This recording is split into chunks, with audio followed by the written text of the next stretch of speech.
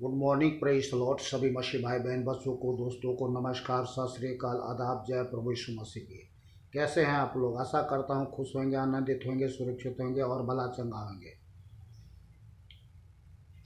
मैं भी खुश हूं, आनंदित हूं, सुरक्षित हूं और भला चंगा हूं। सब बातों के लिए पिता परमेश्वर यीशु मसीह को धन्यवाद करते हैं, जिसने अपने प्रेम के निमित्त हर प्रकार से भलाई करते चले आ रहे हैं और आज का दिन आगे भी करते रहेंगे। इसके लिए कोटि कोटि धन्यवाद। हृदय की सच्चाई से कोटि कोटि धन्यवाद प्रभु यीशु के नाम से। वचन में जाने से पहले एक छोटी सी प्रार्थना कर लेते हैं। आइए प्रार्थना करें। पिता दयालु अनुग्रहकारी करुणामय परमेश्वर, अब्बा पिता, मैं धन्यवाद आप जीते दे परमेश्वर प्रभु मसीह यीशु के नाम से आपके चरणों में आते हैं। अब्बा पिता, सबसे पहले पिता परमेश्वर, हम आपको दिल से कोटि कोटि धन्यवाद करता हूं, जो प्रभु हालेलुया आपने दया कृपा बनाए रखा प्रभु, अपने हाथों में लेकर संभाला, इसके लिए कोटि कोटि धन्यवाद प्रभु यीशु के नाम से। आज के वचन के लिए पिता परमेश्वर आपको धन्यवाद करते हैं कि आपने अपना सत्य वचन, आशीर्वादित वचन हम सबको दिया है प्रभु, ताकि आपके सत्य वचन से अपने जीवन में भरपूरी पाकर आपकी महिमा करते जीवन जिए प्रभु यीशु के नाम से। वीडियो देखने वाले प्रत्येक भाई बहन बच्चे लोगों को प्रभु आपके बलवंत हाथ में सौंप देते हैं, आपके लौ में छुपा देते हैं। जितने लोग इस वीडियो को देखते हैं प्रभु, तेरी आत्मा तेरे अभिषेक से भरपूर होकर के प्रभु तेरी महिमा करने वाला हो प्रभु यीशु के नाम से। हालेलुया। प्रार्थना सुनिए। धन्यवाद, कोटि को धन्यवाद हमारे उद्धारकर्ता एकमात्र जीवित और अद्वित परमेश्वर प्रभु मसीह यीशु के अति पवित्र सामर्थ्य नाम से, आमेन। बोलिए आमेन। आमेन में होता है तथास्तु, अर्थात ऐसा ही हो। आज हम अभिषेक के बारे में जानकारी प्राप्त करेंगे। पुराने नियम से मैं शुरू करता हूँ। पहला शमूएल 9 अध्याय 26 और 27 आयत से। शमूएल द्वारा राजा होने के लिए शाऊल का अभिषेक।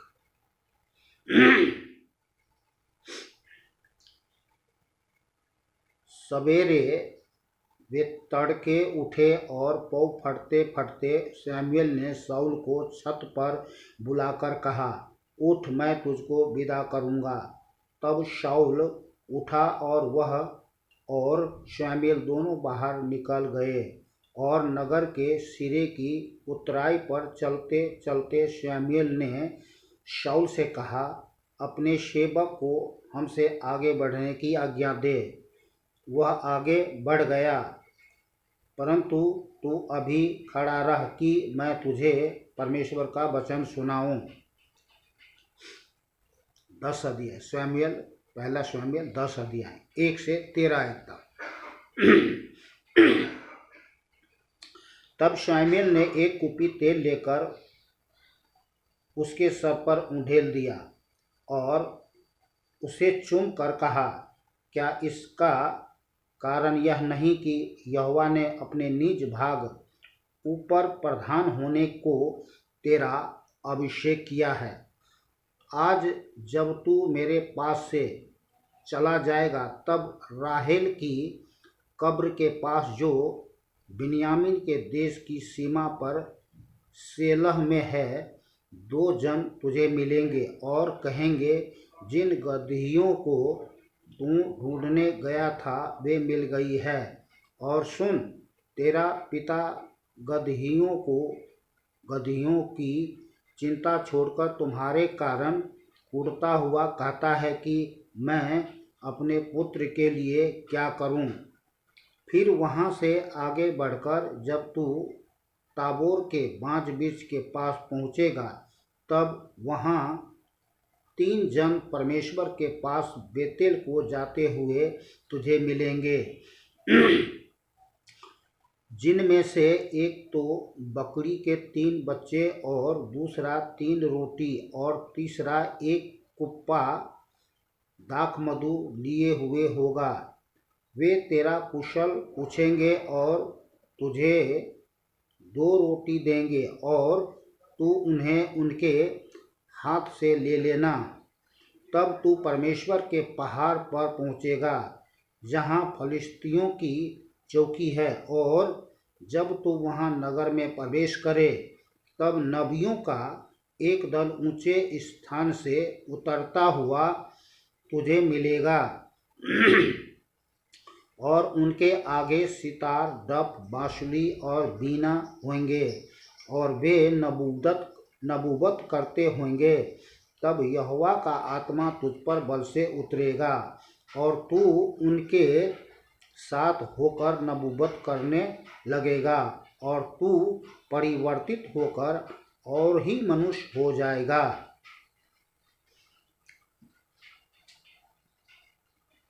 जब किसी का अभिषेक होता है तो यहाँ लिखा है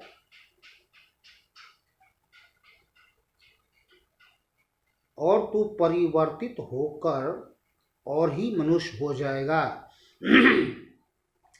ये सच है जिसका अभिषेक आज हम देखते हैं कि प्रभु यीशु मसीह के द्वारा हुआ है, उसका जीवन एक परिवर्तित होता है, एक अलग मनुष्य होता है, ईश्वरीय जीवन होता है, स्वर्गीय जीवन होता है।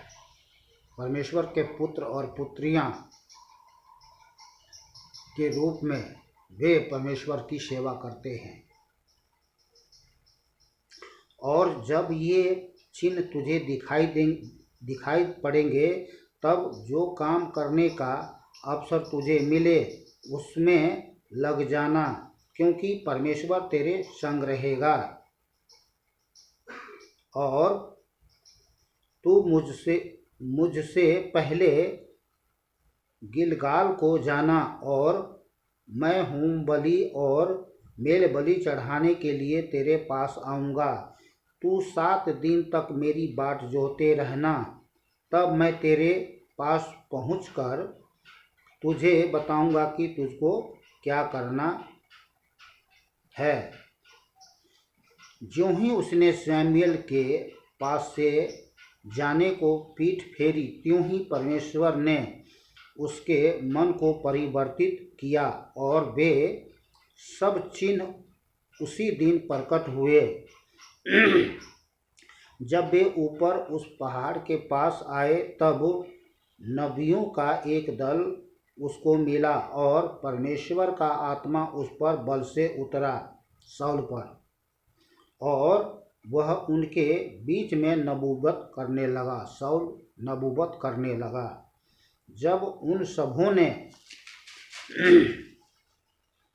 जो उससे पहले से जानते थे यह देखा कि वह नबियों के बीच में नबूवत कर रहा है, तब आपस में कहने लगे, कीश के पुत्र को यह क्या हुआ? क्या शाऊल भी नबियों में का है? वहाँ के एक मनुष्य ने उत्तर दिया, भला उनका बाप कौन है?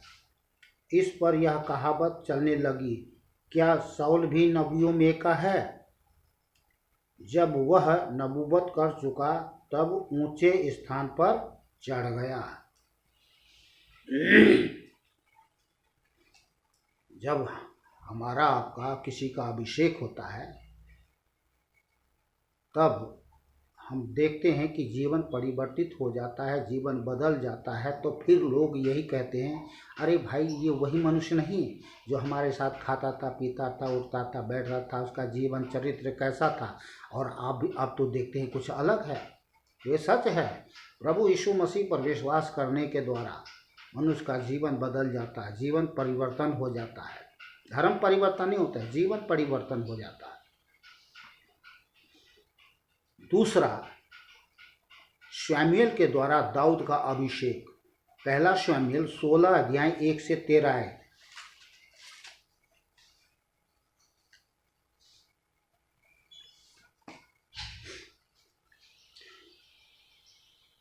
दाऊद का राज अभिषेक। वचन को ध्यान से सुनो। यहोवा ने शमूएल से कहा, मैंने शाऊल को इज़राइल पर राज करने के लिए तुझ जाना है। तू कब तक उसके विषय में विलाप करता रहेगा? अपने सींग में तेल भरकर चल, मैं तुझको बेतलहम वासी यिशै के पास भेजता हूँ, क्योंकि मैंने उसके पुत्र में से एक को राजा होने के लिए चुना है। शमूएल बोला, मैं कैसे जा सकता हूँ? यदि शाऊल सुन लेगा तो मुझे घात करेगा। यहोवा ने कहा, एक बछिया साथ ले जाकर कहना, मैं यहोवा के लिए यज्ञ करने को आया हूँ, और यज्ञ पर ईसे को न्योता देना और यज्ञ पर ईसे को न्योता देना। तब मैं तुझे बताऊंगा कि तुझको क्या करना है, और जिसको मैं तुझे बताऊं उसी का मेरी ओर से अभिषेक करना। तब शमूएल ने यहोवा के कहने के अनुसार किया और बेतलहम को गया। उस नगर के पुरनिये थरथराते हुए उससे मिलने को गए और कहने लगे, क्या तू मित्र भाव से आया है कि नहीं? उसने कहा, हाँ, मित्र भाव से आया हूँ। मैं यहोवा के लिए यह करने को आया हूँ। तुम अपने अपने को पवित्र करके मेरे साथ यज्ञ में आओ।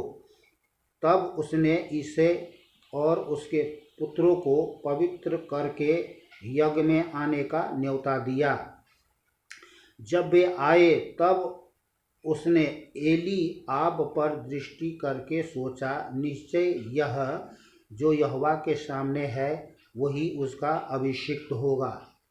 यहाँ पे हम देखते हैं कि कई बार लोग जो है धोखा खा जाते हैं, किसी और को ही समझ लेता है या अपने मन से कह देता है कि ये है परमेश्वर का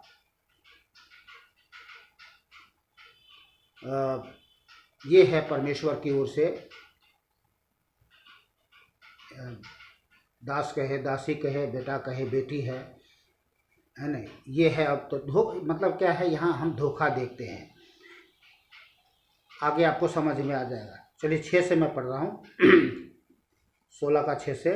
जब वे आए तब उसने एलीआब पर दृष्टि करके सोचा, निश्चय यह जो यहोवा के सामने है वही उसका अभिषेक होगा। परंतु यहोवा ने शमूएल से कहा, न तो उसके रूप पर दृष्टि कर और न उसके कद की ऊंचाइयों पर, क्योंकि मैंने उसे अयोग्य जाना है। क्योंकि यहोवा का देखना मनुष्य का सा नहीं है। मनुष्य तो बाहर का रूप देखता है, परंतु यहोवा की दृष्टि मन पे रहती है। तो शमूएल जो है यहाँ पे धोखा खा गया है। तब ईसे ने अबीनादाब को बुलाकर शमूएल के सामने भेजा और उसने कहा, यहोवा ने इसको भी नहीं चुना। फिर ईसे ने शम्मा को सामने भेजा और उसने कहा, यहोवा ने इसको भी नहीं चुना। इस प्रकार ईसे ने अपने 7 पुत्रों को शमूएल के सामने भेजा और शमूएल ईसे से कहता गया, यहोवा ने इन्हें भी नहीं चुना।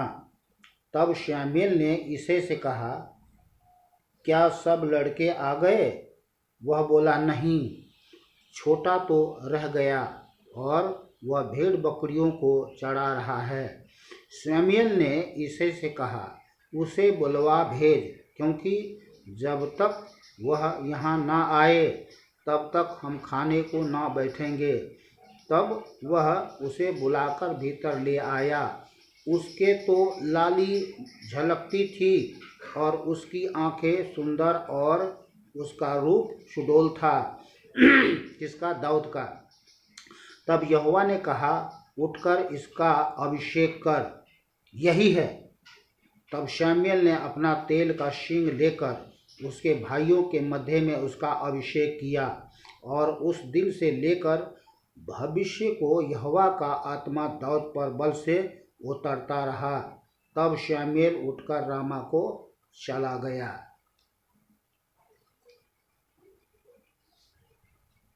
तो अभिषेक जो है, ये जो कुछ भी होता है, जो भी होता अभिषेक जिसको भी होता है, तो ये परमेश्वर की ओर से होता है। जब तक परमेश्वर की ओर से नहीं होगा तब तक वो अपने जीवन में परमेश्वर का कार्य नहीं कर सकता। इस बात को ध्यान रखें। और परमेश्वर इस बात को पुष्टि करता है कि हाँ भाई यही है।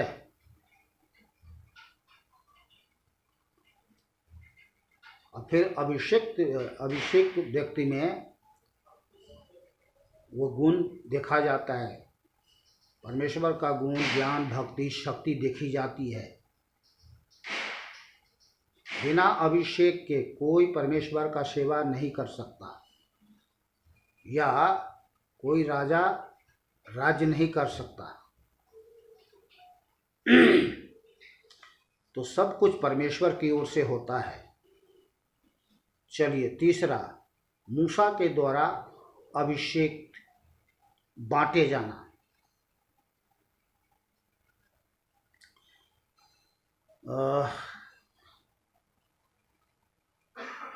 गिनती 11 अध्याय 23 से 30 आयत तक।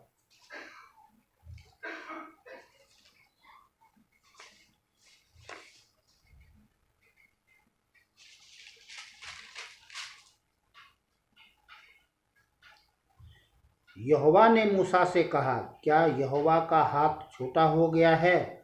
अब तू देखेगा कि मेरा वचन जो मैंने तुझसे कहा है वह पूरा होगा।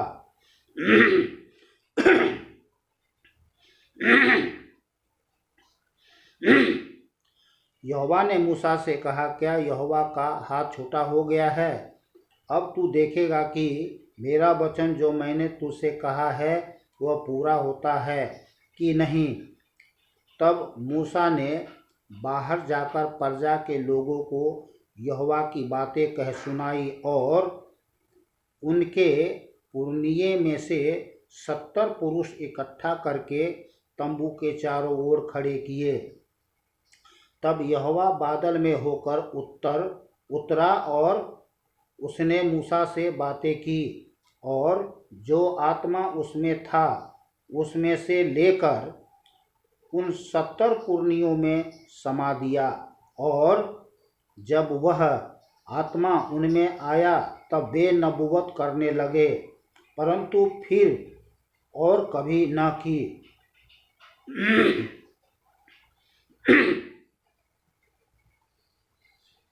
ये पुराने नियम में था, एक ही दिन के लिए 70 पुरुष, इसके बाद में फिर कभी नहीं। परंतु नए नियम में ऐसा नहीं है। परंतु 2 मनुष्य छावनी में रह गए थे, जिनमें से एक का नाम एल्दाद और दूसरे का मेदाद था। उनमें भी आत्मा आया।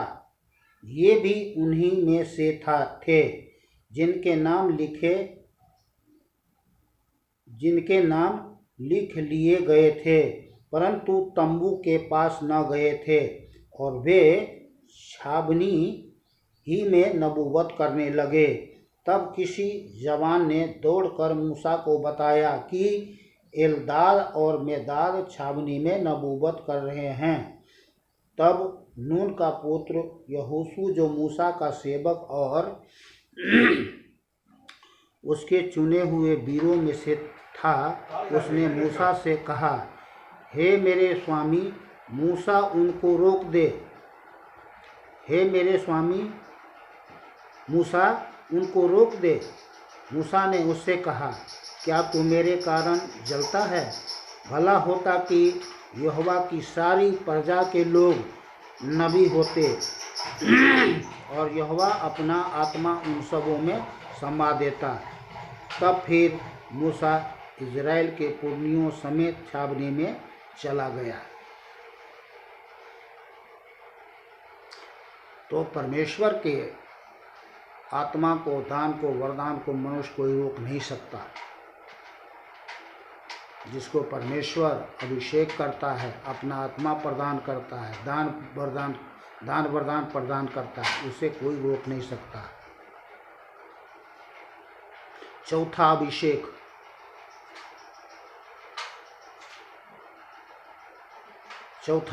अभिषेक, बोझ और जुए को तोड़ता है। यशायाह 10 अध्याय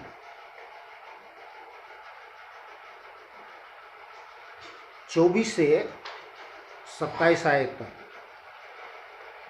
इसलिए प्रभु सेनाओं का यहोवा यूँ कहता है, हे सिय्योन में रहने वाली मेरी प्रजा, अश्शूर से मत डर, चाहे वह सोंटे से तुझे मारे और मिस्र के समान तेरे ऊपर छड़ी उठाए, क्योंकि अब थोड़ी ही देर है कि मेरी जलन और क्रोध उनका सत्यानाश करके शांत होगा।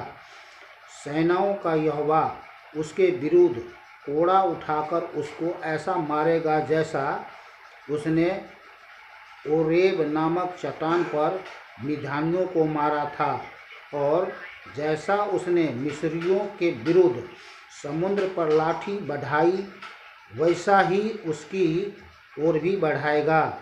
उस समय ऐसा होगा कि उसका बोझ तेरे कंधों पर से और उसका जुआ तेरी गर्दन पर से उठा लिया जाएगा, और अभिषेक के कारण वह जुआ तोड़ डाला जाएगा।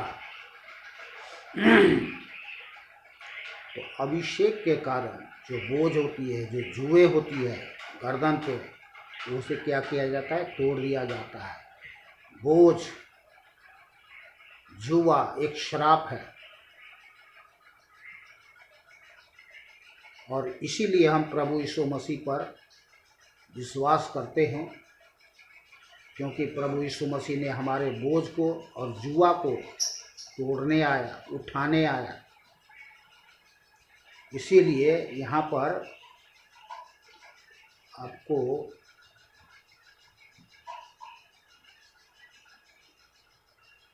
मत्ती 11 अध्याय 28 से 30 आयत में लिखा हुआ है, हे सब परिश्रम करने वालों और बोझ से दबे हुए लोगों, मेरे पास आओ, मैं तुम्हें विश्राम दूंगा। मेरा जुआ अपने ऊपर उठा लो और मुझसे सीखो, क्योंकि मैं नर्म और मन में दीन हूँ, और तुम अपने में विश्राम पाओगे, क्योंकि मेरा जुआ सहज और मेरा बोझ हल्का है।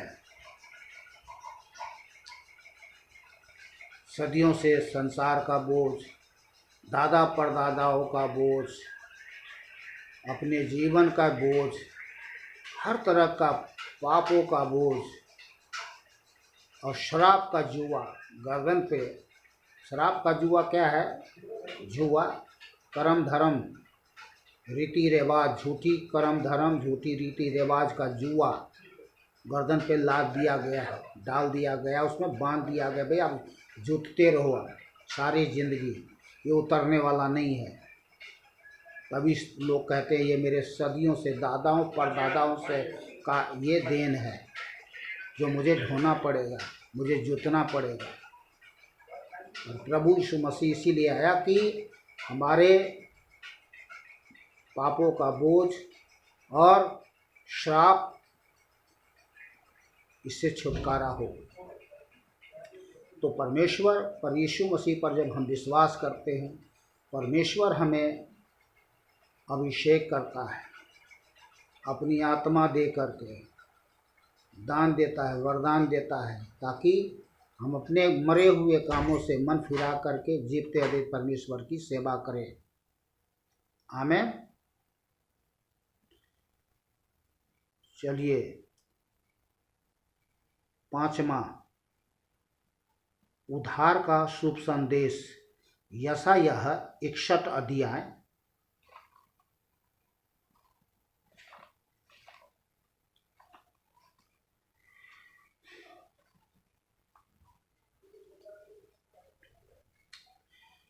1 से 4 आयत तक।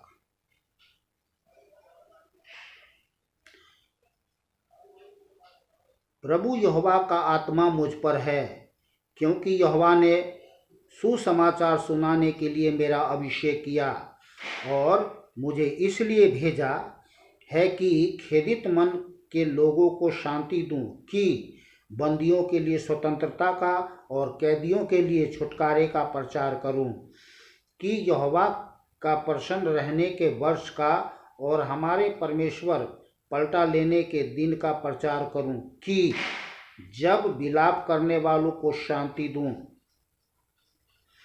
कि सब विलाप करने वालों को शांति दूं, और सिय्योन के विलाप करने वालों के सिर पर की राख दूर करके सुंदर पगड़ी बांध दूं, कि उनका विलाप दूर करके हर्ष का तेल लगाऊं और उनकी उदासी हटाकर यश का ओढ़ना ओढ़ाऊं, जिससे वे धर्म के बांज वृक्ष और यहोवा के लगाए हुए कहलाए और जिससे उसकी महिमा प्रकट हो। तब वे बहुत काल के उजड़े हुए स्थानों को फिर बसाएंगे, पूर्व काल से पड़े हुए खंडरों में वे फिर घर बनाएंगे। उजड़े हुए नगरों को जो पीढ़ी पीढ़ी से उजड़े हुए हो, वे फिर नए सिरे से बसाएंगे। लूका 4 अध्याय 18 और 19 आयत।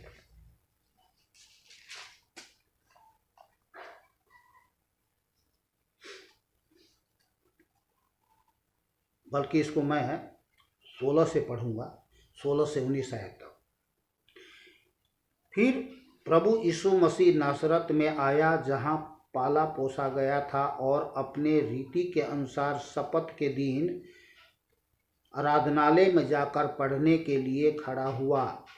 यशायाह भविष्यद्वक्ता की पुस्तक उससे दी गई और उसने पुस्तक खोलकर वह जगह निकाली जहाँ पर यह लिखा था, जो अभी मैंने आपको पढ़ के सुनाया। प्रभु का आत्मा मुझ पर है, इसलिए कि उसने कंगालों को सुसमाचार सुनाने के लिए मेरा अभिषेक किया है, और मुझे इसलिए भेजा है कि बंदियों को छुटकारे का और अंधों को दृष्टि पाने का सुसमाचार प्रचार करूं, और कुचले हुओं को छुड़ाऊं, और प्रभु के प्रसन्न रहने के वर्ष का प्रचार करूं।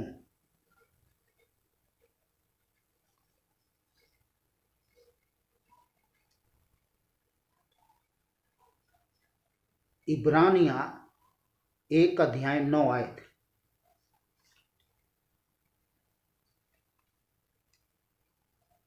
इब्रानियां 1 का 9 आयत।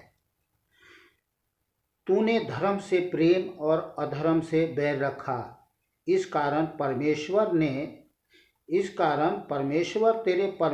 ने तेरे साथियों से बढ़कर हर्ष रूपी तेल से तेरा अभिषेक किया है।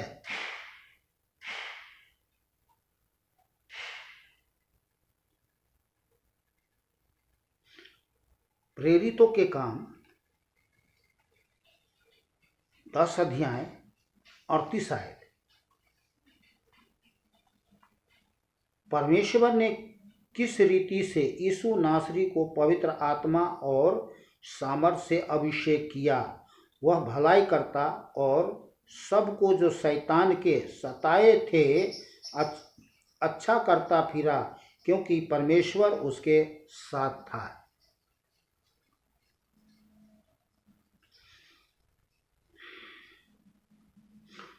दूसरा कुरिन्थियों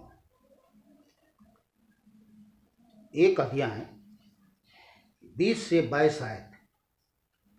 क्योंकि परमेश्वर की जितनी प्रतिज्ञाएं हैं वे सब उसी में हाँ के साथ है, इसलिए उसके द्वारा आमीन भी हुई, कि हमारे द्वारा परमेश्वर की महिमा हो। आमीन। और जो हमें तुम्हारे साथ मसीह में दृढ़ करता है और जिसने हमारा अभिषेक किया वही परमेश्वर है। आमीन।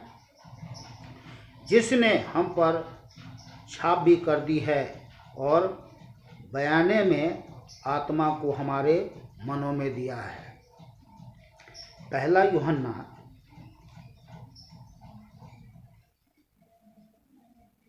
2 अध्याय 20 और 21 आयत, बस लास्ट है।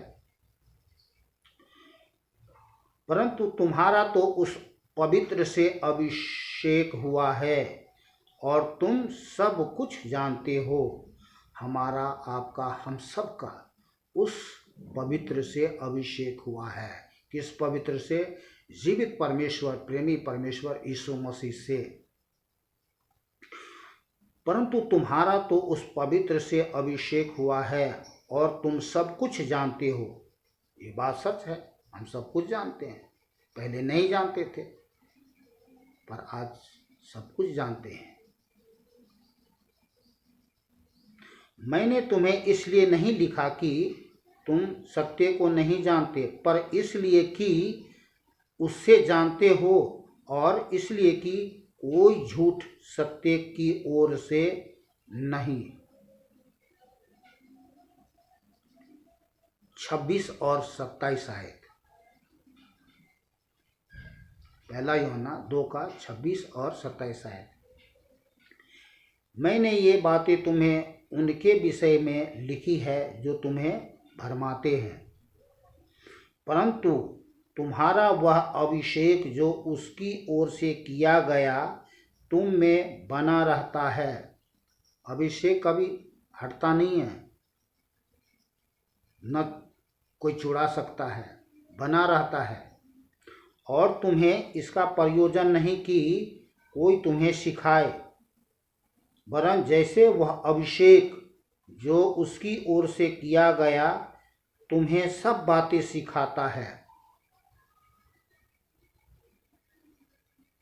और यह सच्चा है और झूठ नहीं, और जैसा उसने तुम्हें सिखाया है वैसे ही तुम उसमें बने रहते हो। आमीन। तो आज का था ये अभिषेक का वचन, और परमेश्वर ने हमको, आपको, हम सबको इस संसार से बुलाया, चुन लिया और अभिषेक किया, और महीने में अपनी आत्मा दिया है। आज पवित्र आत्मा के द्वारा आज हम अपने जीवन में अभिषेक पा करके उस जीवित अद्वैत परमेश्वर यीशु मसीह का, उस जीवित अद्वैत परमेश्वर यीशु मसीह का जो सारे जगत के पापियों का उद्धार करता है, उसकी सेवा करते हैं। तो जितने मैं नए विश्वासी भाई बहन बच्चे लोगों से कहना चाहता हूँ कि आप प्रभु यीशु मसीह पर विश्वास करके आए हैं,